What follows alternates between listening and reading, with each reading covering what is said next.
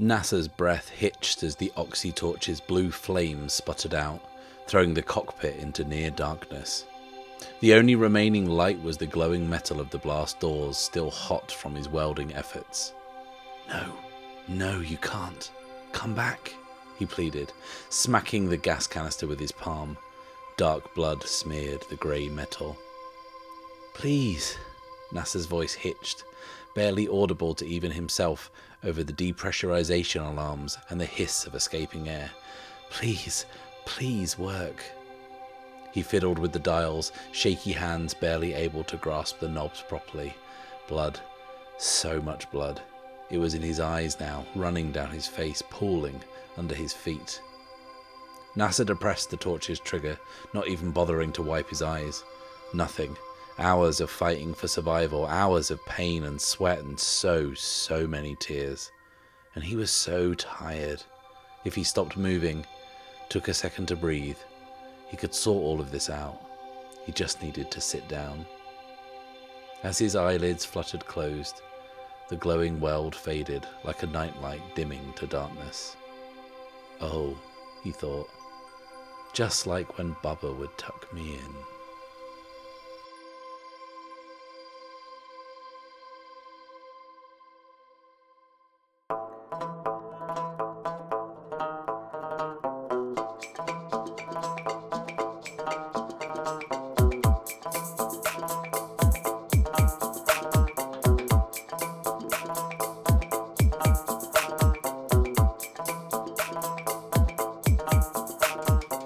Hello, and welcome to The Bad Spot, an actual play podcast where I, Matt Risby, and I alone am playing through Ironsworn Starforged. This week's Tale from the Drift was from Kingsley, who has turned in this sad, bleak, and frankly quite gross piece of flash fiction that I thought was really rather excellent. So a huge thank you to her for taking the time to pen this story and send it in. Oh, and she demanded that I put this on screen for some reason, so okay, I guess I'm taking requests now. If you want to roll some dice and write something for me to read at the beginning of a future episode, then the submission guidelines and contact details are on screen now. And full disclosure, I actually have submissions for the next 10 weeks, meaning that not only am I full for the rest of this season, but I suppose that means that I guess I'm going to have to come back for a season 3. By the end of this current season, we will have featured a different writer for Tales from the Drift every single week with no duplicates. That is 24 pieces from 24 different writers. And that is in a pretty stark contrast to season 1, where we had 24 pieces, but only from 11 different writers, and 14 of those were from me. So I am absolutely thrilled with that return and with the creativity and the generosity of you, my amazing community. So thank you all so much for all your submissions and for being such a huge and important part of the show. And whilst I have your attention with this small segue that's full of sincerity, why don't you leave a like, subscribe and click the little bell icon so you can follow along with the campaign each and every week.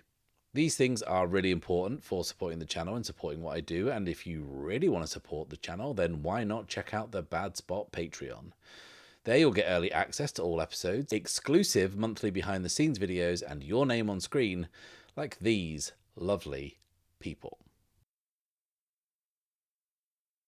Last time out, Luna was badly hurt in the explosion that ripped apart the building she was standing on.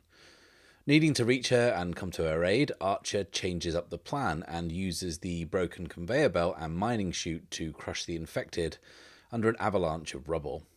Finishing off the last few surviving infected, he reaches Luna, finding her very badly hurt and in need of urgent medical attention. The space shuttle that had been out of action since they landed finally arrives to find 2 guards dead and the other catatonic, in addition to an exhausted Archer and badly wounded Luna. With the injured stabilised, Archer and the pilot head to the dish to complete their mission. Discovering bodies en route, the pilot identifies the infected as paragons, high-end mercenaries who had somehow met this terrible fate. The pilot also identifies the other bodies, those that Archer saw when they arrived in Mercy, as members of the Jackals, a local outfit of bandits. Baffled as to why these two groups would be here in these circumstances, the pilot insists they press on.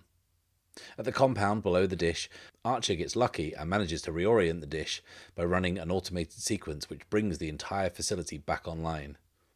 Not wanting to push their luck, they leave, but the pilot notices something tucked away to the side of the compound, something which turns out to be a small cargo ship covered in a thick green moss. As they cut away the organic matter, they see blast holes in the hull, and when they open the loading doors, they find two crew members preserved in their death throes by the same green moss. Inspecting their load, Archer finds a crate, punctured with the same blast hole, and bearing the insignia of an organization he recognizes, the Mahari Outpost. So, a lot happened towards the back end of that episode. A lot of things kind of converging, a lot of dots being joined.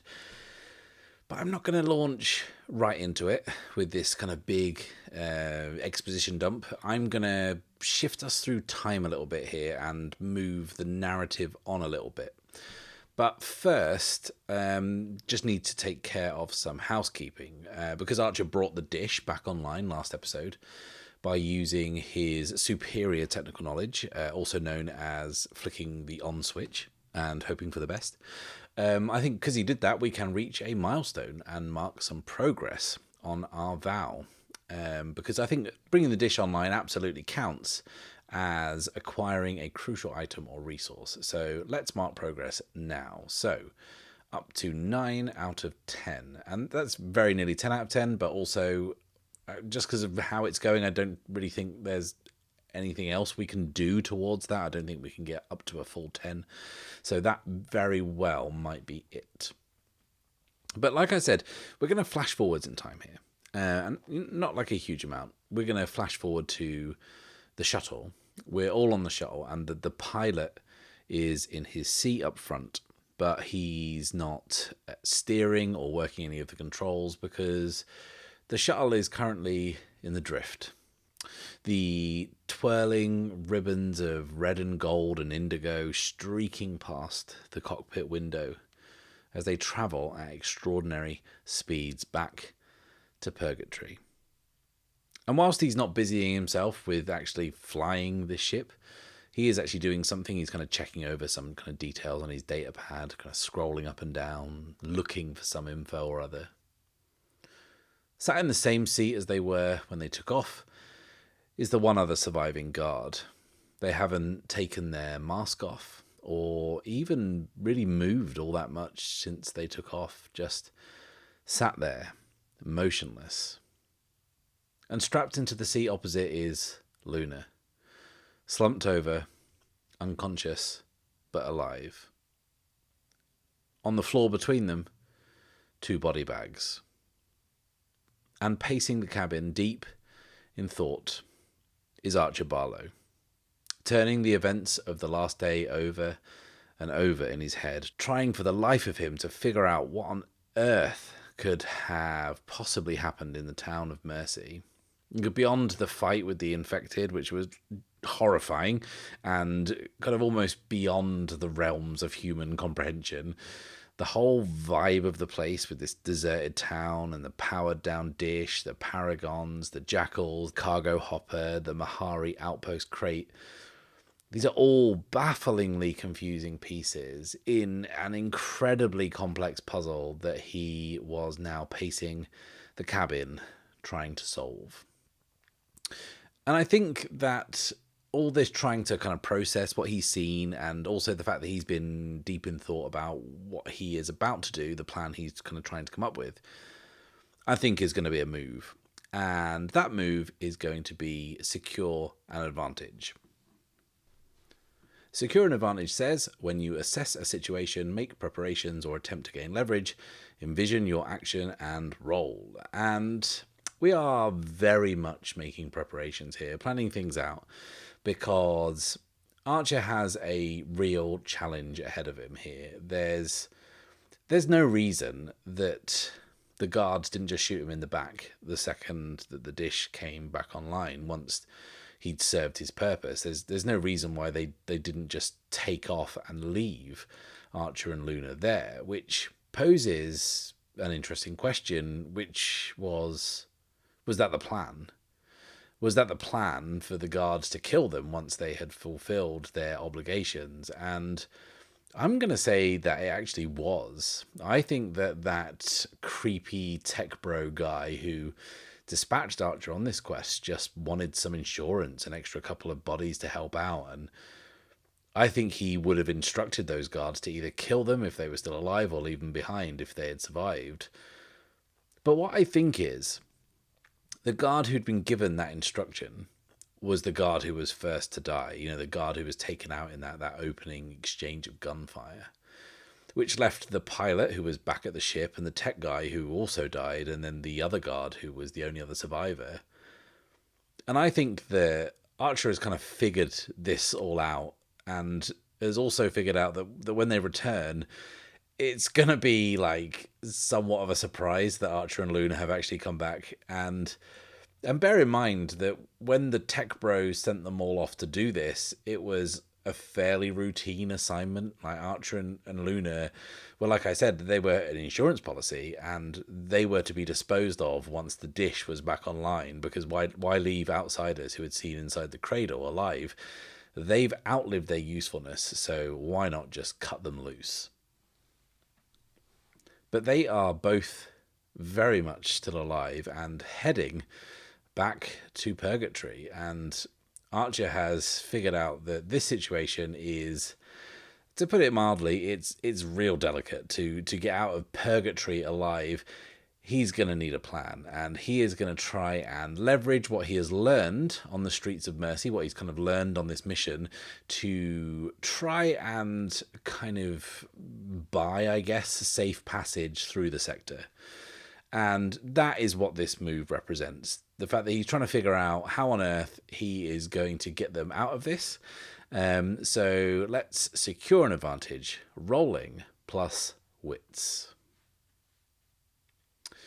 That is barely a strong hit, but it is a strong hit, which is very much what we need, because Archer is going to have to negotiate their way out of this, and that is very much not his strong point. So the move says, on a hit you succeed. On a strong hit, take both. On a weak hit, choose one. And the options are take +2 momentum and +1 on your next move. We get both of those, which is great. The momentum boost is nice. But what I want from this, and kind of what this move represents Archer doing, is that kind of +1 on the next move. Because I think that Archer has kind of settled on what he's going to say when the tech bro is no doubt stunned to see them. So let's envision this. The Archer has been lost in his own head, in his own thoughts, for what must be a good couple of hours, trying to not only piece together the puzzle of what occurred on Mercy, but also trying to figure out how he is going to extricate them all from this situation. And his deep concentration is finally broken by the shuttle dropping out of the drift. It's a bumpy ride, and the shuttle shakes and shudders as the lights outside fade to black, and a glistening starfield comes into view. And somewhere in the middle distance, a smudge of charcoal grey against the gloom, is Purgatory. The ship stabilizes, and the pilot exchanges some data with the station, and they begin their approach. And from the angle they take, Archer can finally see the two-tone nature of the station now. The clunky, scrappy, industrial-looking upper section is in stark contrast to the small, high-tech underside, which is kind of secret and hidden away to only those that know. As the shuttle moves in closer to Doc, Archer starts to think about the last thing the man said to him before they left, about how he held all the cards, and that Cole and his crew were now being held in collateral. And Archer wonders, are they even still alive? And he would have to wait for an answer to this question, because for now, the shuttle is nearly docked, and he needs to focus on the task at hand. Get Luna medical attention, then talk their way out of this. So we'll cut to them now on the lift. And this is the same lift that Archer and Luna, when they discovered this facility for the first time, they watched a hooded figure enter the cradle through this lift, through the floor. And they're now on this lift. And it's this kind of like circular platform. It's a couple of meters across. And they're all kind of crammed onto it. The pilot and the guard are standing to one side. And Archer is on the other, holding Luna up. And she is barely taking any weight on her good leg, her right leg. And she's kind of sort of draped across Archer. Her left leg is kind of held an inch or so off the ground. And her left arm is hanging limply at her side. And on the floor between them are the body bags with the rest of the party inside. And the lift slowly brings them up towards the iris in the floor of the cradle, and Archer's heart is racing. He has no idea what awaits him up there, and he knows full well that it could just be the business end of a gun. And the iris swirls open, and Archer holds his breath as they are all pushed up into the cradle facility to face their fate. But the thing that hits Archer is not a laser blast or the butt of a rifle. It's an eerie silence. The workers who are jockeying the monitors and the readouts and the equipment stop what they're doing and look at this sorry bunch standing before them. One of them jumps to their feet, bolt upright when they see the body bags on the floor, and then they frantically start pushing some buttons on their console. And Archer notices to the side, just out the corner of his eye, the pilot loosen his grip on his gun before he shoulders it. And the pilot pulls off his mask and moves over to the consoles and starts punching in something himself. And after that initial shock at their sudden appearance subsides, the cradle becomes a hive of activity. The workers, who are all wearing these grey-white boiler suits, buzz around the lift, moving in and escorting the catatonic guard away through a set of sliding doors that open on the other side of the perimeter. And then more workers come in to lift the body bags between them, taking them away through another door. And then, after having finished whatever they were doing at the consoles, the pilot returns to stand alongside Archer on the lift.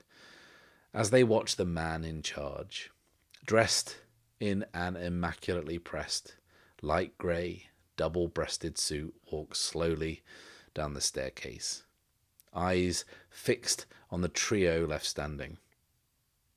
And as he approaches, Archer strains with the weight of Luna. She is still pretty out of it from the pain meds and has no idea what is going on. The man approaches them slowly, and Archer tries to get a read on him. The look on his face is a mixture of surprise and curiosity. And as he gets nearer, he inspects the three of them. This slight, unnerving smile on his face, almost as if he's trying to figure out how this combination of people returned in this state. And then one of the workers, who had been kind of watching a readout with great concern, moves over and whispers something in this man's ear. But not before they say this man's name, which, whilst quiet, Archer hears, because I don't want to keep calling him this man. So quickly, let's roll up a name, and we'll keep it mysterious and just have a single name. 62 is Freeman. I think it can't just be Freeman, so Dr. Freeman, should we say? That sounds about right. Dr. Freeman. And there's this just tense silence between Dr. Freeman and the others that are still conscious. And Archer breaks it. He says, "She needs help." And Dr. Freeman continues to just study them, look them over. And now he's looking at Luna. And Archer says, "Please." Dr. Freeman kind of looks him in the eye, lets that hang for a while before he says, Of course. How rude of me. And within seconds, Archer is being unburdened of the weight of Luna by several more of these workers, these assistants that seem to appear from nowhere. And they all have these kind of like basic medical supplies, like gear, like an oxygen mask. They slip over Luna's face, and then out of nowhere, some monitor pads kind of, they start sticking them to her wrists. And then there's like a lightweight stretcher being brought out. And it all happens so fast. And Archer doesn't want to let her go. But she isn't exactly going to get any better as she is. And as much as it pains him, he has little choice but to watch her taken away through another set of sliding doors by another set of 4 assistants strapped to this stretcher. And he watches her go. And even though it looks like they know what they're doing, he feels powerless and doesn't feel any more reassured. And he's kind of suddenly brought back into the room by Dr. Freeman, who says, "So, my dish is back online. My network is up and running. But something tells me it wasn't as straightforward as I'd hoped." Which is a fucking understatement, if ever there was one. And then the pilot kind of interrupts and says, "No, sir. It wasn't." And the doctor says, "Care to enlighten me?" And the pilot kind of takes a deep breath and says, "We ran into heavy resistance, well-armed mercenaries. Paragons." The doctor kind of looks quizzically at him and kind of says, "Paragons? Surely not." And he kind of sort of like dismissively kind of scoffing, and the pilot says, "I checked, sir. 12th Company." And that kind of takes the doctor back, and kind of he says, "Intriguing."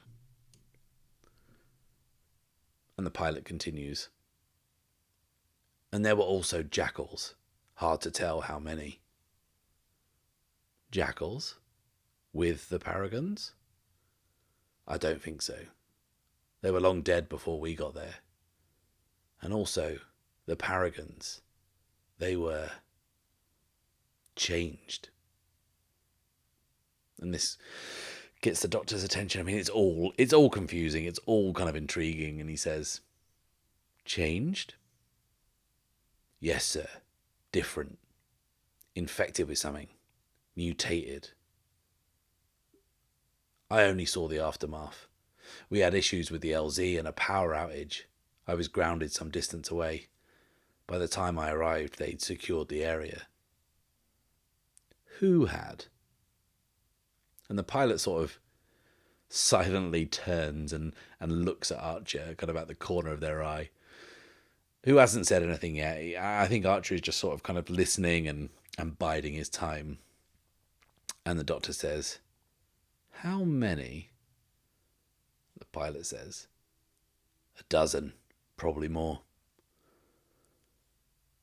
And then Dr. Freeman steps closer and says, fixing Archer with a glare, "So, the mysterious Ironsworn traveller, who not only navigated the spine of Kronos, also single-handedly took out a dozen Paragons.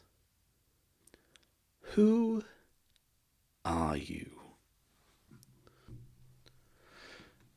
And I think we're going to make a move here, and that is going to be to fulfill our vow, because I think this exchange, this kind of breaking down of what happened is kind of confirmation of the job being done and the vow being fulfilled. So let's make this move now. So fulfill your vow says, when you reach the end of your quest, to roll the challenge dice and compare to your progress. And we're at 9 progress. So let's roll the dice and see what comes out. A strong hit. On a strong hit, your vow is fulfilled. And then we get to mark a reward on our quest's legacy track. It was a troublesome one, so we get to do 1 tick on our legacy track, which is great. And it looks like we've actually filled out a box now, a full box, which means, I think, we have some XP, I think, because you need 2, and we had 1 left over from last time, and 1 here makes 2 to spend. So we could upgrade something. Again, it doesn't seem like long ago that we did that, but we could upgrade something. So what would make narrative sense to upgrade? Well, I think we should put a pin in that for now. It's not important. There's other stuff going on. But what is important is that our vow is complete, right? And these details that are being relayed are confirmation of that. And they are confirmation of the fact that the mission went pretty badly. But Archer stayed true and saw it through to completion. And in the Forge, even all the way out here, on the fringes, the kind of furthest reaches of wild space, that still means something. And Archer senses this, and I think he now realizes it's time for him to speak. And he says, "It was 21. Dr. Freeman says, "Excuse me?" And Archer says, "It was 21. 21 paragons, more or less. And it wasn't just me, but I'm the only one left standing. And I believe that if things had gone to plan as you had it laid out, I'd not be standing here talking to you. I'd have a smoking hole in my back as I lay bleeding out under a giant dish. But things didn't go to plan. And I'm guessing you figured it would be a straightforward gig. Well, it wasn't. And things are about to get a good deal more complicated when I tell you what went down. I sense you're someone who values information. How very perceptive. I have some information for you. And what will it cost? Treatment for Luna. Safe passage for me and my crew. Yours isn't the only vow I have sworn. And what's to stop me killing you right now?" Archer thinks about it and says, "Nothing. But then you don't get the information either. And what's to stop me torturing it out of you? Or the girl?" And Archer doesn't break his gaze and says, "Doesn't feel like your style. I feel like you'd rather have the leverage."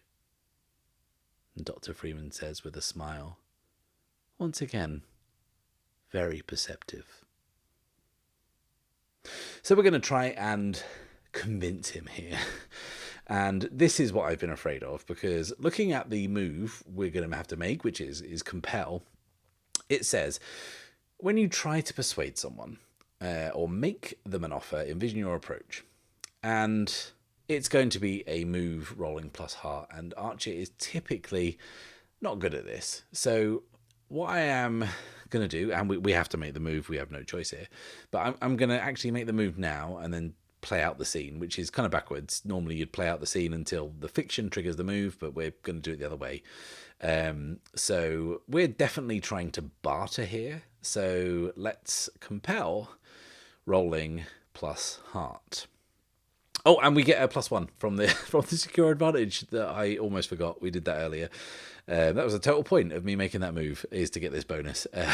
So, okay, we are going to compel rolling plus heart with a +1.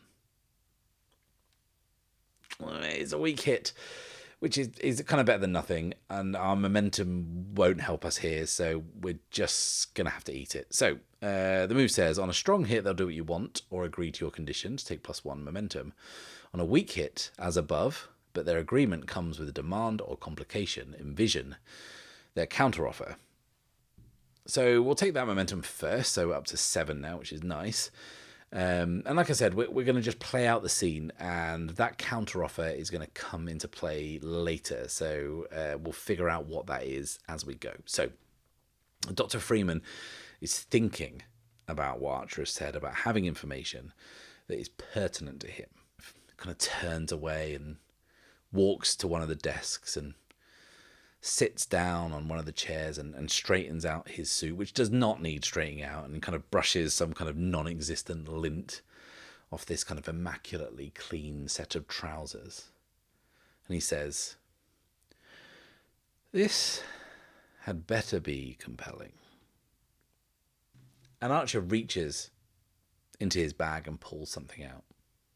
And he tosses it onto the floor at Dr. Freeman's feet. And it hits the metal grating with a clang and comes spinning to a stop. It's a canister, and it's about the size of a large can, like a large can of beer. And it's half covered in a thick green moss.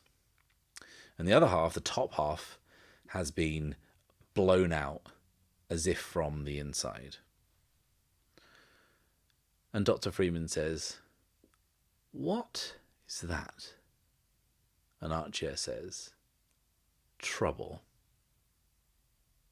And the doctor takes a pen from his kind of chest pocket and kind of picks up the can with it and kind of inspects it. And Archer says, "That is a powerful bioweapon developed at the Mahari outpost. It's a remote research platform in the Corvus Breach, which is where we came from. We answered a distress signal from an orbital station where it was being tested, and the moss, that growth that it produced, ate through the structure of that place in a matter of days, tore it apart. There was no stopping it. It is incredibly potent. And the last I knew, it had fallen into the hands of one of the founder clans, although I can't say which." And the doctor says, "The clans have no presence here." And Archer says, "Yeah, well that stuff now does.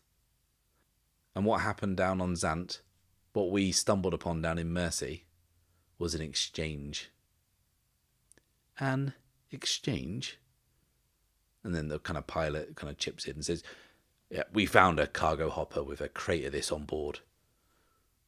And Archer says, "I think the Paragons were there to collect. Who hired them, I don't know. But whoever it was has the means to send high-end mercenaries to run errands." The pilot kind of says, So what happened with the Jackals, with the Paragons? How did they change?" And Archer says, "I think whoever arranged the exchange picked somewhere quiet, remote, out of the way. It was dumb luck that local bandits also happened to be there, taking a dish offline, about to shake down the owner for a ransom." And Dr. Freeman and the pilot are kind of just like a couple of beats behind, and they're starting to kind of put this together. And Archer continues, he says, "My bet is, as the handover was about to go down, a firefight broke out. The Jackals were killed. But the cargo took a hit, and we found a blast hole in the side of the hopper. The canister got ruptured, and the bioweapon got out. And now the pilot is handling the canister, not with a pen, just with his kind of bare hands, and says, if this stuff can disintegrate a space station, why hadn't it destroyed anything else? Why couldn't we hold it?" And Archer says, "Zant, its atmosphere, the fungus, the spores that were everywhere, I think they reacted to the bioweapon. They saw the moss as an invasive species and defended itself. But where these two complex life forms met, they morphed into something new, something that needed a host." And the pilot says, "The Paragons." Archer says, "That's my theory. Some kind of biomechanical reaction between the two neutralized the weapon. That stuff reproduces incredibly fast and works with extraordinary speed. But as it came into contact with the indigenous spores, it slowed down. It morphed into something else, something that latched onto the nearest available living thing. If it got airborne and into those mercenaries, fusing together inside them, like I said, that's my theory." And Dr. Freeman has been kind of trying to process this and says, "That certainly is compelling. The real question is, why is this my concern?" And Archer says, "Well, when we ran into this, it was just being tested. The researchers doing it didn't even know what it was. And now someone has manufactured it and is moving it in bulk. The contents of that cargo hopper alone, if put into a bomb or explosive, would make for a devastating payload. It could take down anything, even a ship the size of a city. And that gets Freeman's attention. "What did you just say?" And Archer says, "A ship the size of a city, if one existed." And Dr. Freeman sort of smiles that incredulous smile again. And the pilot slowly looks up from the canister he's holding and makes eye contact with him. And the pilot says, "Someone is going to take down the Pact." And Dr. Freeman slowly nods and says, "So it would appear. The question is, who?"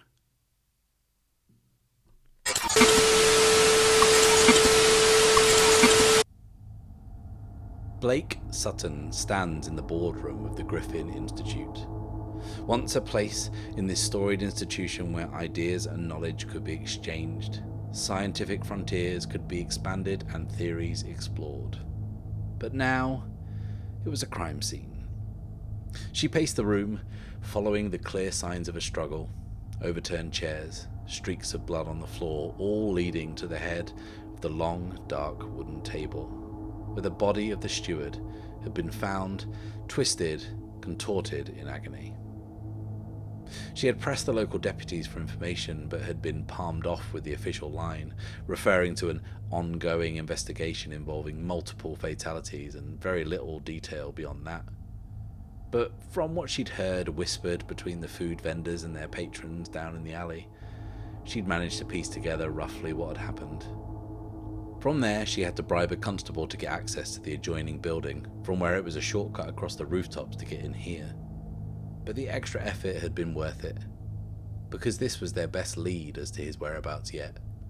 She could sense that this was his work, and those that had died here had done so by his hand.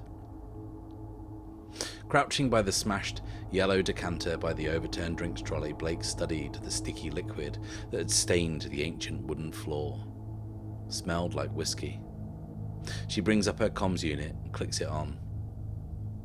He was definitely here. I'm certain of it. In the cockpit of a small, sleek ship, a fast attack ship, a corvette on a landing pad atop a building across the city, the conduit answers, straining to hear as the heavy rain lashes the viewport. She says, "You think he still might be here, in the city?" Blake says, "Unlikely." The conduit shifts in the pilot seat uncomfortably. The padding on her abdomen around her recent surgery still made moving painful. And she says, "I hate being right all the time." Blake says, "Looks like your streak continues. Where next?" The conduit says, "I know someone, but we gotta be quick because they are not the type to stay in one place for too long." And Blake says, "Copy that." And as the conduit leans forward, wincing as she fires up the ship's engines, there's a flash of red light in the distance, cutting through the grey sheets of rain that have been falling relentlessly since they got here. And it's quickly followed by two more, and the conduit clears the condensation on the glass to see three large ships drop out of the drift and enter the atmosphere. They were an unusual sight. You don't normally see military ships in the terminus, and certainly not above the spires of Hearth City. The conduit didn't need to look too hard to identify these three heavy cruisers. The intricate, white gold tangle of thorns that ran the lengths of their hull glistened brightly through the gloom. She clicks the comms unit and says, "Blake?" Blake responds, "I'm on my way." And the conduit says, "You might want to hurry. Looks like someone else has picked up the scent."